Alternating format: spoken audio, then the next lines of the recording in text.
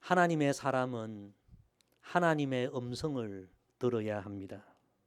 그래야 살게 되고, 그래야 어려움도 이기고, 그래야 어떤 상황 속에서도 참된 성도의 삶을 살아가게 됩니다. 우리는 살아가면서 하루에도 수많은 소리를 듣습니다. 사람의 소리를 듣고, 언론의 소리를 듣고, 세상의 소리를 듣고, 다 중요하지만 하나님의 백성들에게 더 중요한 것은 하나님의 음성, 하늘의 소리를 듣는 것입니다. 최근에 여러분 기도하시면서 말씀을 읽으면서 또 설교 말씀을 들으면서 여러분의 마음에 어떤 하나님의 음성이 들려오는 것을 체험하셨습니까? 우리 예수님은 매일 새벽 가장 먼저 하나님께로 나아갔습니다. 마가복음 1장 35절에 보면 새벽 아직도 밝기 전에 예수께서 일어나 나가 한적한 곳으로 가사 거기서 기도하시더니, 예수님께서 매일 새벽 가장 먼저 하나님께 나아가신 이유는 하루를 시작하는 첫 시간 사람의 소리나 세상의 어떤 소리가 아니라 하나님의 음성을 듣기 위하여 첫 시간 기도의 자리로 나아가셨습니다.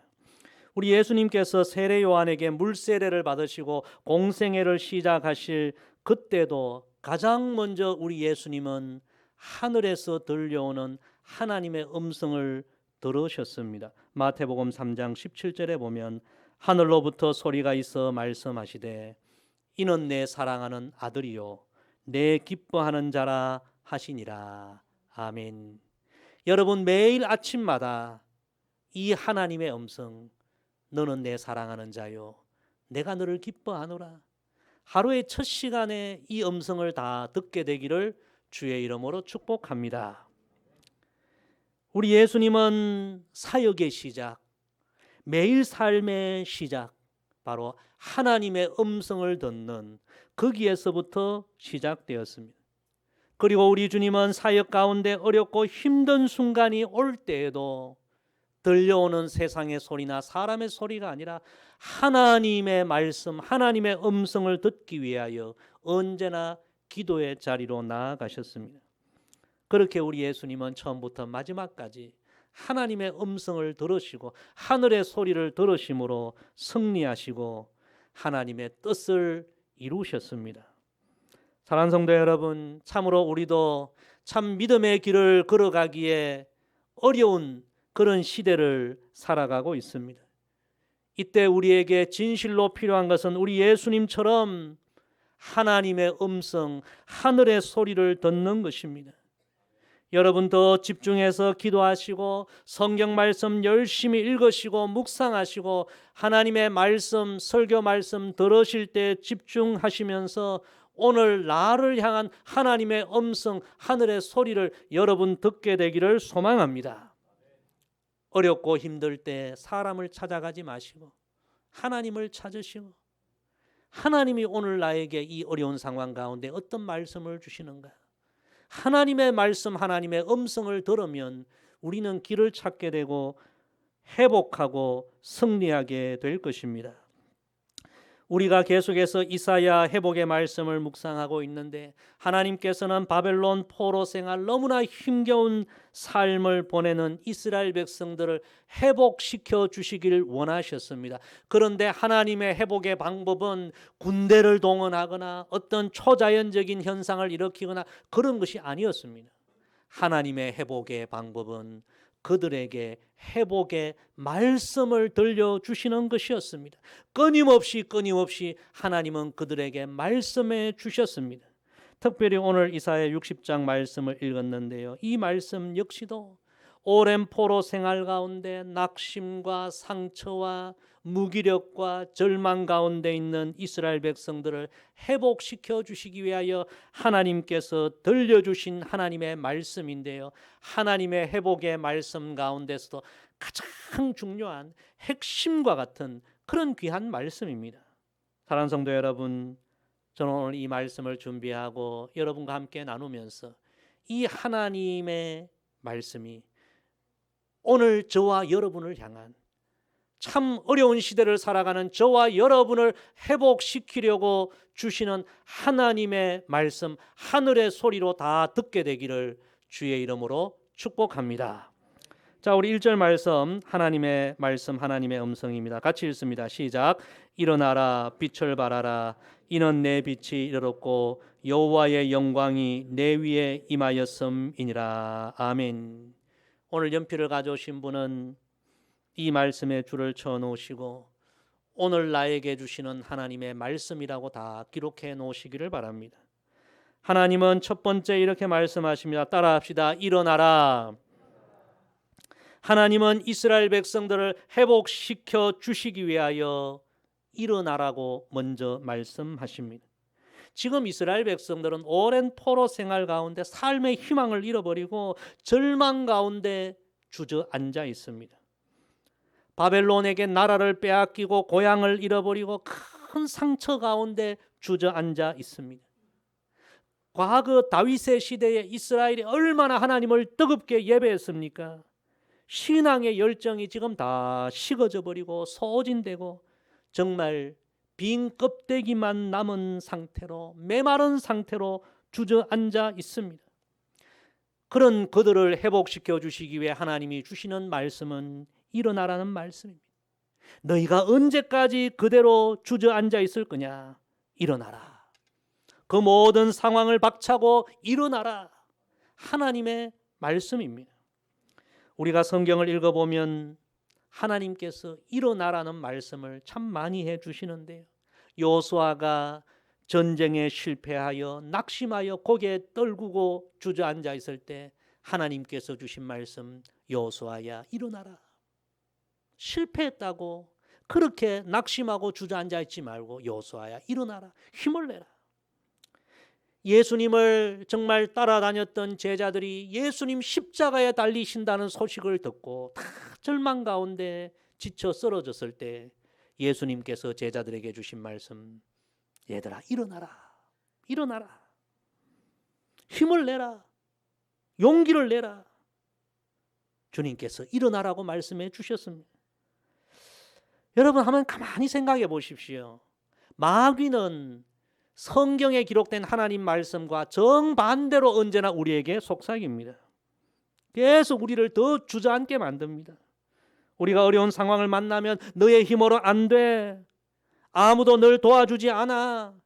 갈수록 더 어려울 거야. 일찌감치 포기해. 여러분 마귀의 이야기를 들으면요, 우리 일어날 힘이 없는 거예요.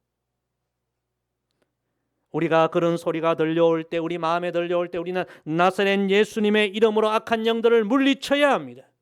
그리고 성경을 펴고 하나님의 음성을 들어야 합니다. 하나님은 말씀하십니다. 일어나라, 내가 너와 함께하리라.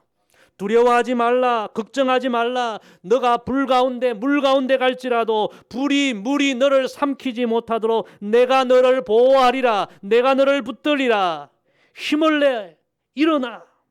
여러분 누구의 음성을 들어야 합니까? 하나님의 음성을 듣게 되기를 주의 이름으로 축복합니다. 우리가 하나님의 음성을 들으면 어떤 상황 속에서도 힘이 납니다. 위로가 되고 용기가 납니다. 구약시대 가장 위대한 선지자가 엘리야 선지자입니다. 홀로 850명, 10명도 아니요 100명도 아니요 850명이나 되는 이방 선지자들과 홀로 싸워 갈멜산에서 대성을 거두지 않습니까?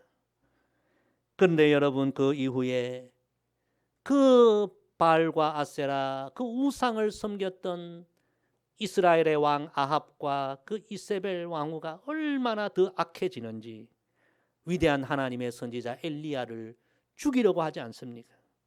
그래서 엘리야 선지자가 갈멜산의 승리 이후에 아합과 이세벨이 죽인다는 이야기를 듣고 광야로 도망가요. 로뎀 나무 아래에 숨어 있습니다. 몸도 마음도 너무 지쳐 쓰러져 절망하고 있을 때 하나님께서 하나님의 천사를 통하여 엘리야를 어루만져 주시고 용기와 힘을 주시면서 열왕기상 19장 18절에 이런 유명한 말씀을 들려주십니다. 그러나 내가 이스라엘 가운데에 7,000명을 남기리니 다 바알에게 무릎을 꿇지 아니하고 다 바알에게 입맞추지 아니한 자니라. 할렐루야. 엘리야는 이 땅의 모든 백성들이 다 바알과 아세라 우상 앞에 절을 하고 믿음 지키는 사람은 정말 나 혼자밖에 없구나. 정말 낙심하고 있을 때 하나님은 엘리야야, 너 혼자 아니야. 이 땅에 바알에게 무릎 꿇지 않는 믿음의 용사 7,000명이나 있어. 힘을 내, 용기를 내. 내가 너와 함께 하잖아. 엘리야 선지자가 이 하나님의 음성을 듣고 힘을 내어서 하나님이 주신 모든 사명 끝까지 감당하게 된 것입니다. 사랑하는 성도 여러분, 하나님의 음성을 들으십시다. 하나님의 말씀을 통하여 하나님이 우리에게 주시는 이 음성을 듣고 힘과 용기를 내십시다. 히브리서 12장에 보면 이런 놀라운 말씀이 있습니다. 이러므로 우리에게 구름같이 둘러싼 허다한 정인들이 있으니 모든 무거운 짐과 얼매기 쉬운 죄를 벗어버리고 인내로서 우리 앞에 당한 경주를 하며. 아멘. 여러분, 지금 우리가 이 믿음의 경주를 해나가는 게 참 쉽지 않잖아요. 계속해서 어려운 일들이 많이 다가오지 않습니까? 그런데 우리보다 앞선 믿음의 선진들 역시 얼마나 많은 어려움이 있었습니까?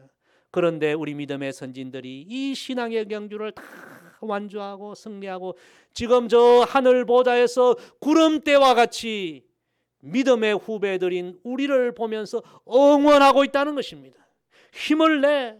조금만 더 나아가면 하늘나라에 도달할 수 있어. 용기를 내. 우리가 응원하잖아. 하나님도 우리 편이야. 할렐루야. 하나님께서 이 성경을 통해서 이렇게 우리를 격려해 주시는 것입니다. 성도 여러분, 세상의 소리는, 사람의 소리는, 내 마음에서 들려오는 소리는 자꾸 우리를 주저앉게 만듭니다. 힘을 빼게 합니다. 일어나지 못하게 합니다. 세상을 부정적으로 보게 하고 낭망하게 하고. 여러분, 하나님의 음성을 들으십시다. 하늘의 소리를 들으십시다. 하나님이 말씀하십니다. 일어나라. 내가 너와 함께하리라. 하나님의 이 음성을 듣고 우리가 다시 힘을 내고 이 어려운 상황을 이겨 나아가게 되기를 주의 이름으로 축복합니다. 두 번째, 하나님께서 주신 회복의 말씀입니다. 따라합시다. 빛을 발하라. 이 빛을 발하라 말씀 속에는 두 가지 의미가 있습니다. 첫째는 너의 존재 자체가 빛이라는 말씀입니다. 따라합시다. 우리의 존재 자체가 빛입니다. 우리가 빛이라는 거예요. 그리고 또 하나의 말씀은 하나님의 빛이 너희에게 임했다는 말씀입니다. 참 놀라운 말씀이죠. 바울 사도는 에베소서 5장 8절에 이렇게 말씀하십니다. 너희가 전에는 어둠이더니 이제는 주 안에서 빛이라. 빛의 자녀들처럼 행하라. 예수님을 믿기 전에 우리의 본질은 어둠이었다는 거예요. 죄를 먹고 마시고 어둠 속에 생활하며 결국 멸망할 인생이 우리의 존재 자체였는데, 우리가 예수님을 믿음으로 말미암아 하나님의 은혜의 빛이, 하나님의 구원의 빛이 우리에게 임하여 우리의 존재 자체가 어둠이 아니라 빛으로 변하였고 빛의 자녀가 되었다는 말씀입니다. 성도 여러분, 우리가 예수님을 믿고 우리의 존재 자체가 어둠에서 빛으로 변했다는 이 확신을 갖고 살아가게 되기를 소망합니다. 우리는 빛입니다. 더 이상 과거 어둠으로 살아서는 되지 않습니다. 빛으로 살아야 합니다. 삶이 어렵다고 존재 자체가 변하는 것이 아닙니다. 우리가 살아가면서 어려운 일을 만날 수 있지만 그래도 우리는 빛입니다. 우리는 이 진리를 잊지 말아야 합니다. 우리 한국 사람들이 제일 좋아하는 것 중에 하나가 신사임당이 그려진 5만 원 돈 아닙니까? 너무너무 좋아하죠. 한국은행에서 아무리 발행해도 어디다 숨겨놓는지 너무너무 좋아해요. 어떤 분들은 냉장고 안에 넣어놨다가 냉장고 팔아보니까 그 안에 막 신사임당이 막 나오기도 하고. 참 얼마나 좋아하는지. 여러분이 가지고 있는 그 신사임당 5만 원권이 조금 구겨졌다고, 때가 묻었다고 에이 쓸모없어 버리는 사람이 있습니까? 조금 구겨졌다고, 가치가 훼손됐다고 버리는 사람 아무도 없을 겁니다. 내 돈에 뭐가 묻었네 던지면 어떻게 할까요? 뒤따라오는 사람들이 어이구 저 돈을 왜 버리나 하고 다 주워갑니다.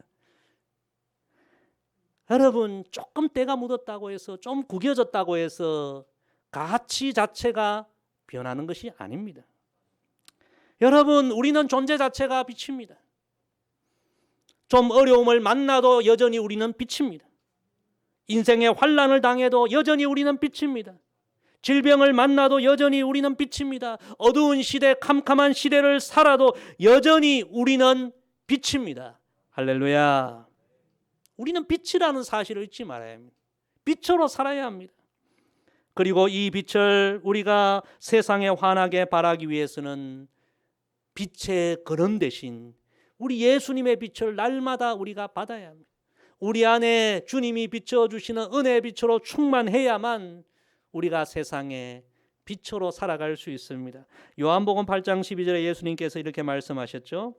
예수께서 또 말씀하여 이르시되 나는 세상의 빛이니 나를 따르는 자는 어둠에 다니지 아니하고 생명의 빛을 얻으리라.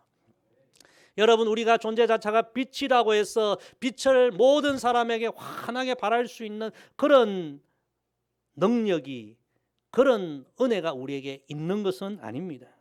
우리가 세상의 빛을 환하게 발하기 위하여서는 주님의 빛을 우리가 받아야 합니다.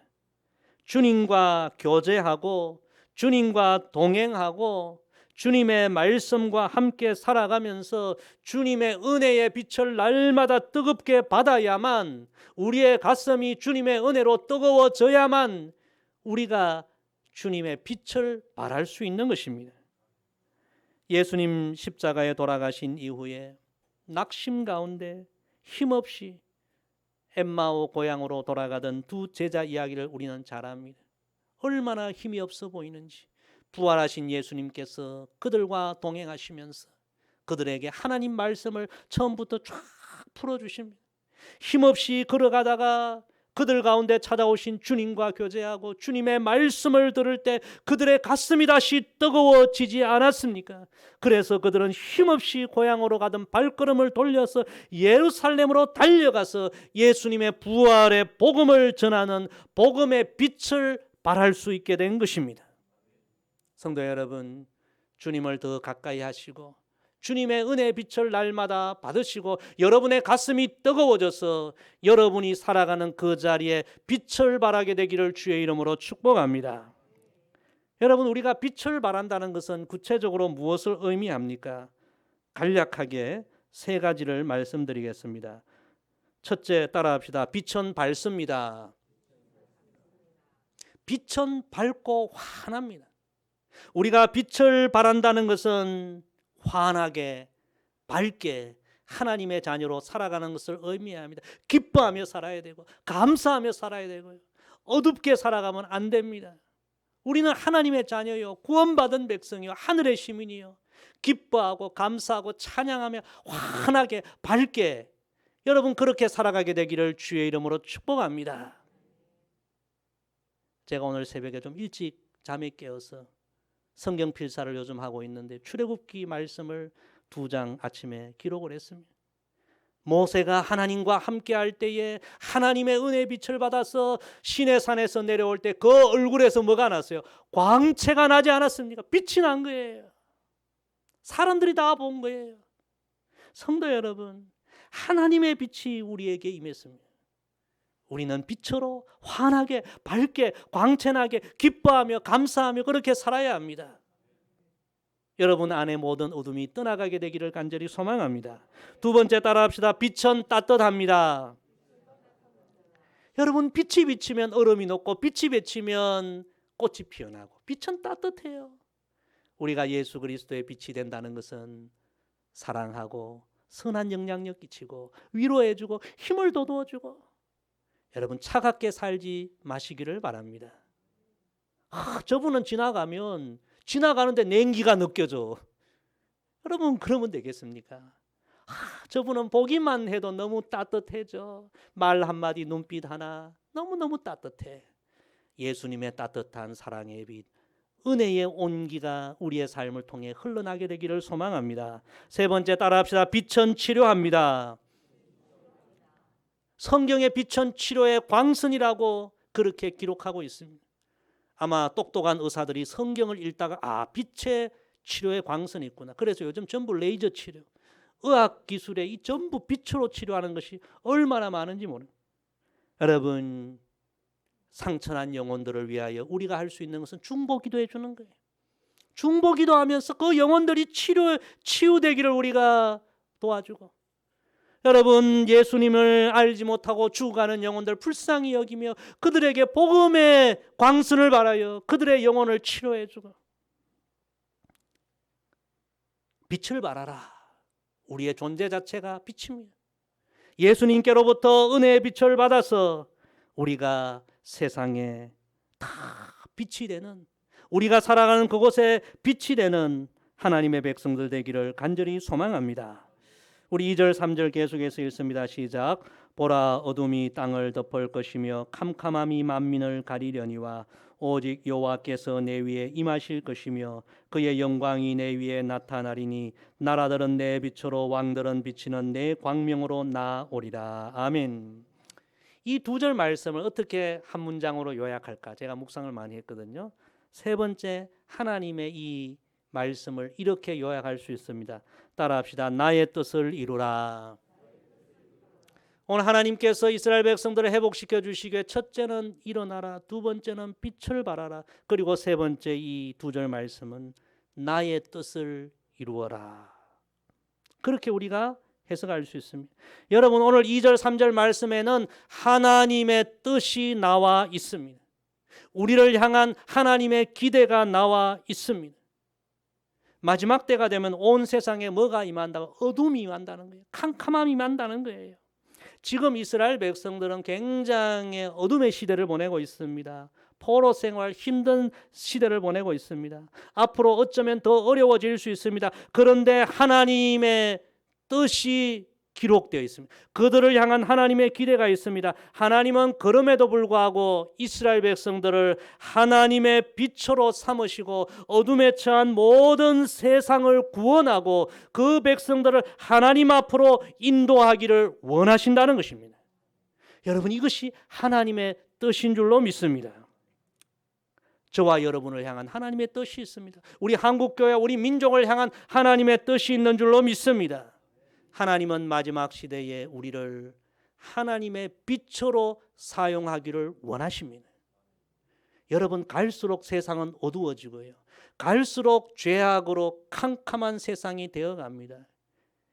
요즘 저는요, 뉴스를 우리 자녀들과 가족들과 함께 볼 수가 없어요. 얼마나 흉악범, 너무 끔찍한 범죄들이 너무너무 많이 일어나. 이제 정말 마지막 때가 되었구나. 갈수록 어둡고 캄캄한 이런 시대, 하나님은 이 캄캄한 어두운 시대에 저와 여러분을 빛으로 삼으시기를 원하고 어둠 속에 방황하는 모든 영혼들을 하나님 앞으로 구원의 길로 인도하기를 원하시는 것입니다. 이것이 하나님의 뜻입니다. 우리가 잘나서가 아니라, 우리가 대단해서가 아니라, 지금도 어렵고 여러 가지 상황이 힘들지만 그럼에도 불구하고 하나님은 연약한 우리를 빛으로 삼으시길 원하신다. 여러분, 이 하나님의 뜻을 깨닫게 되기를 소망합니다. 우리는 지난 2년 동안 코로나로 참 힘든 시간을 보냈습니다. 지금도 다 어려운 시간들을 보내고 있습니다. 그런데 여러분, 어려운 상황에 있지만 오늘 이 말씀을 통하여 하나님의 음성을 들으십시다. 하나님의 뜻은 그럼에도 불구하고 나는 너희를 세상의 빛으로 사용하길 원한다. 하나님의 뜻입니다. 다음 주일이 추수감사주일입니다. 제가 벌써부터 말씀을 묵상하고 준비하면서 이런 주제로 말씀을 나눠야 되겠다. 그럼에도 불구하고 감사하라. 이런 주제로 말씀을 준비하고 있습니다. 그러던 중에 캄보디아 선교지에서 연락이 왔습니다. 우리가 지금 캄보디아에 선교하는 뜨리어 교회가 있는데요. 그 교회 담장이 홍수로 다 무너져서 너무나 어려운 상황에 있어 복구해야 하는데 좀 도와달라는 요청을 해왔습니다. 제가 이 도와달라는 요청을 듣고 생각해 보았습니다. 우리도 2년 동안 얼마나 마음 졸이고 참 얼마나 힘든 시간들을 보냈고 지금도 그런데 도움을 요청하는데 어떻게 해야 되는가. 근데 제 마음에 오늘 하나님의 이 말씀이 다가온 거예요. 그럼에도 불구하고 나는 너희를 복음의 빛으로 선교의 빛으로 사용하기를 원한다. 이것이 나의 뜻이다. 어려워도 그래도 복음의 빛을 발하는 것이 하나님의 뜻이구나. 그래서 섬기기로 마음을 먹었습니다. 여러분, 뜨리어 교회는 제가 전에 한번 말씀드렸듯이 온통 불교 마을, 100%가 불교 마을입니다. 근데 그 마을에 사는 한 여청년이 캄보디아 수도가 포놈펜이거든요. 그 포놈펜에 이제 직장을 구하러 왔어요. 그러다가 우연히 선교사님을 만나고 예수님을 믿게 된 거예요. 구원을 받은 거죠. 그러자 가만히 생각하니까 자기는 예수님 믿고 구원받았는데 자기 고향 마을 모든 사람들이 불교 우상 믿고 그 구원받지 못한 영혼이 너무너무 불쌍한 거예요. 그래서 선교사님께 선교사님 우리 고향에 교회 좀 세워주세요. 간청하면서 자기가 푸놈펜에 와서 받은 첫 월급을 선교사님께 가져옵니다. 근데 여러분 그 교회를 세우기에는 너무너무 적은 그런 돈이었죠. 선교사님께서 그 월급을 받고 우리 같이 한번 기도해 보자. 그런데 얼마 지나지 않아서 놀라운 일들이 일어납니다. 우리 경상도에 군이라는 동네가 있거든요. 근데 그 시골 교회 목사님이 사모님이 암으로 갑자기 돌아가셨어요. 목사님이 사모님 장례를 다 마치고 사모님 보험금을 정리하면서 보험금이 2천만 원이 나왔는데 아무리 생각해도 이 돈은 내가 사용할 수 있는 돈이 아니다. 그래서 사모님을 기념하면서 선교지에 교회를 세우기를 원해서 그 2천만 원을 캄보디아 선교사님께 보내온 것입니다. 여러분 그렇게 세워진 교회가 뜨리어 교회입니다. 교회는 세워졌지만 시골 교회에서 후원은 우리가 못한다. 그래서 그 이야기를 듣고 처음부터 지금까지 우리 교회가 뜨리어 교회를 섬기고 있습니다. 근데 그 마을에 홍수가 자주 나는데요. 이번에 홍수가 나서 교회 담장이 무너진 게 전부 예수님을 믿지 않는 불교 그 마을 주민들이 저거 봐라 교회 담장 다 무너졌다 비웃는다는 거예요. 이거 회복해야 하는데 좀 도와달라. 선교비 좀 보내달라. 그래서 제가 우리 장로님들께 지난 당회하면서 이번 추수감사절 헌금의 일부를 뜨리교에 보냅시다. 장로님들이 다 좋다고 하셨어요. 그럼 감사하죠. 또 마침 우리 봉사부 권사님들이 날씨가 좀 쌀쌀해져 가지고 곰국을 좀 끓이면 어떻겠냐 그런 이야기를 제가 또 듣고 잘 되었다. 권사님들 사업 좀 잘 해가지고 이번에 뜨리교회 담장 수리비 선교비 좀 보태라고 제가 말씀드렸습니다.